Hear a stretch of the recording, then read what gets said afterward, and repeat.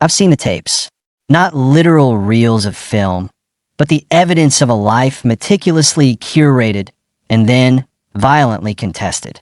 A life now under a microscope so powerful it can seemingly peer back through time. This is not about a stolen necklace or a private letter. This is about a label, a whisper, a shadow world that allegedly existed long before the tiara, the vows at St. George's Chapel, and the Oprah interview. Rumors about Meghan, the Duchess of Sussex, have taken a dark, historical turn.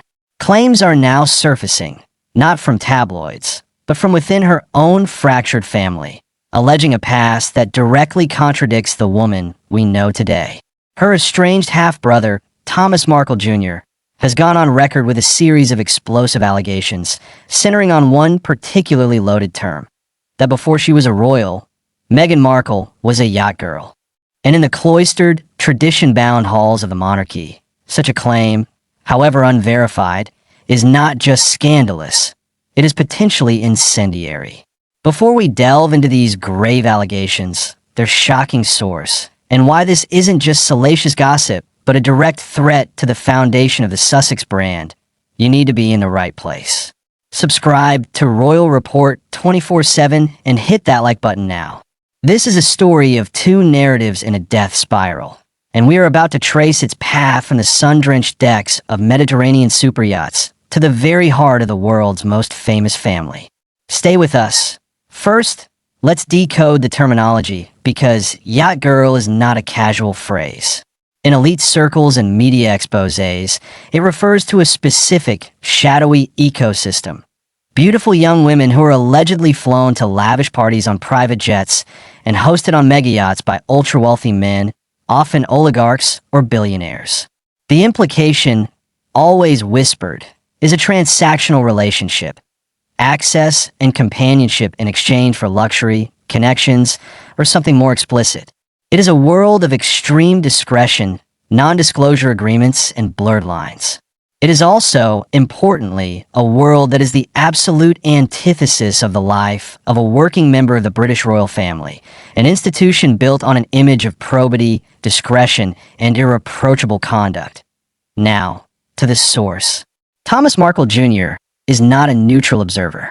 He is a figure defined by his estrangement, his legal troubles, and his very public grievances. In a recent series of interviews, he has made a number of specific claims. He alleges that in her pre-acting, pre-royal days, Meghan was part of this circuit. He speaks of her being flown to locations, of lavish gifts, of a lifestyle funded by powerful men. He claims, in his words, to know the truth about how she financed her early career and lifestyle in Toronto. He even suggests he has evidence, though none has been publicly presented. His motivation, as he states, is to wake people up to what he calls her true character. We must be crystal clear. These are allegations from a deeply conflicted source. They are not proven facts, but in the court of public opinion and, crucially, within the echo chambers of royal commentary, they have ignited a firestorm. Because they don't exist in a vacuum. They land in a field already sown with other seeds that let's bring this into the royal context, where perception is the only currency that matters. Royal insiders, those who speak to us here at Royal Report 24/7 on Background, suggest two simultaneous and opposite reactions within the institution. The first is a wall of official, disdainful silence. They would never dignify such claims with a comment. One former Palace Communications aide told us. To even acknowledge them is to validate them in a way. The strategy is total lockdown, treating it as beneath contempt. This is the public-facing stance, regal, unmoved, above the fray. But privately, sources suggest a different, more nuanced reaction. Among certain courtiers and family members, there is reported to be a grim sense of vindication. Not about the specific yacht girl label, but about a broader, lingering suspicion of Meghan's past. It reinforces the narrative that she was an unknown quantity, a cipher from a world they simply do not understand and could not vet, a source with ties to the royal household claims. When a marriage was happening, there were anxieties about her history, her connections. These rumors, however foul their source, are seen by some as confirmation that those anxieties were justified. It reportedly feeds into the old, entrenched belief that she was a disruptive outsider who imported a Hollywood ethic of self-promotion and murky pasts into a centuries-old institution. Now, shift the lens to Montecito. From the Sussex perspective, as interpreted by commentators close to their circle, this is the nuclear option in a long-running campaign of character assassination. It is seen not as a revelation, but as a weaponization of misogynistic tropes against a successful biracial woman.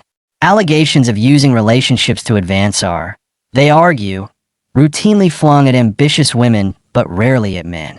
They see Thomas Markle Jr. as a patsy, a willing agent in a larger media ecosystem that is determined to destroy Meghan's credibility. The timing, they note, is always suspect, emerging when the Sussexes have a new project or when the royal family is enjoying positive press. It's a pattern of distraction and defamation. So, where does the truth lie? The tapes Thomas Markle Jr. claims to have seen may never materialize.